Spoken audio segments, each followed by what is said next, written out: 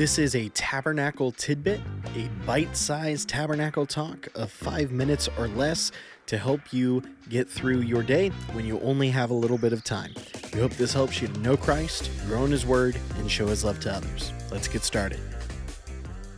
Welcome back to Tabernacle Tidbits. Today we are in 2 Timothy chapter 3 and verse number 4.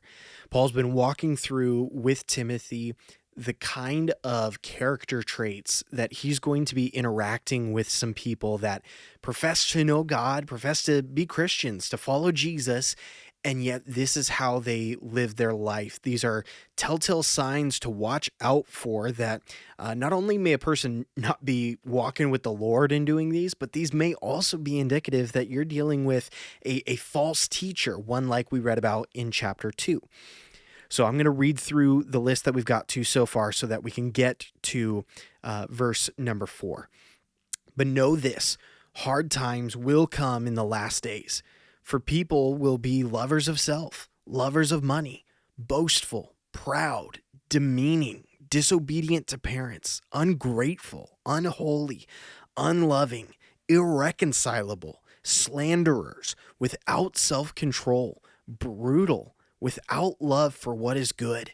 And then today in verse 4, traitors, reckless, conceited, lovers of pleasure rather than lovers of God.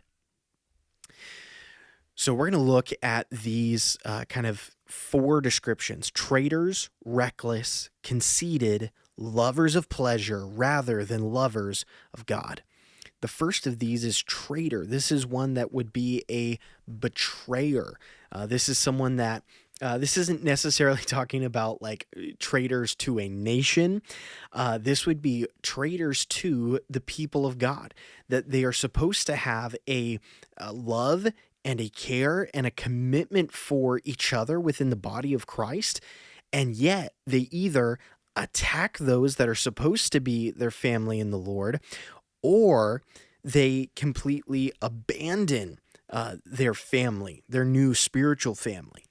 And may we be those that do not follow either of those paths, that we're not attacking the people of God and we are not abandoning the people of God.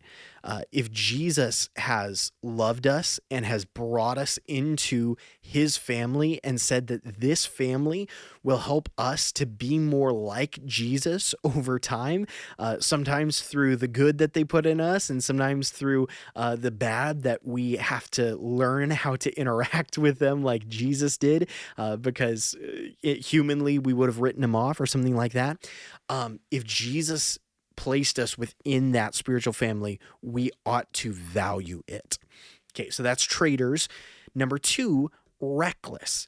These would be people that just do whatever they want without considering the effects of their actions. This would be someone that is impetuous or thoughtless, someone that just does something rash. And we ought to think through our actions. We will not always anticipate every way in which an action can be taken incorrectly, how it might be viewed by others. We just can't control that, but we can control if we've put any forethought into what we're doing, or when we consider why we do something or how we do something. Let's be those that put thought and care, that we reckon what we are dealing with. Let's not be reckless. Third, conceited. These would be those that they're puffed up, they're deluded, they have been blinded. The phrase is also sometimes used in Greek to describe someone that is just mentally ill, that they cannot recognize who they really are and what their relationship with other people should be, or how their actions are affecting others. They just only care about themselves. So there we have traitors, those that betray the family of God; reckless, those that don't care about their actions and don't think through what they're doing; those that are conceited, that they think that just they're the greatest, they deserve this, that, and the other, and they don't have a care for others. And then lastly, lovers of pleasure rather than lovers of God. And here, these lovers of pleasure, this is just someone that they're after what tastes good, what feels good, what sounds good, what makes them look good. They are after that instead of being after God. Like, okay, what could I eat, or what could I drink, or what could I participate in that would exalt God and would lift Him up? And may we be those that, instead of just looking after our own interests and our own way of doing things, may we be those that pursue loving and following after God and His way. So, if you will, kind of the opposite of the traits that we've seen today, can I encourage you today? Be loyal to the family of God. Love your brothers and sisters, even when they don't deserve it. Love them and stick with them. Be loyal. Don't be a traitor. Care about and consider what will be the end result of your actions. Don't be reckless. Be humble. Don't be conceited.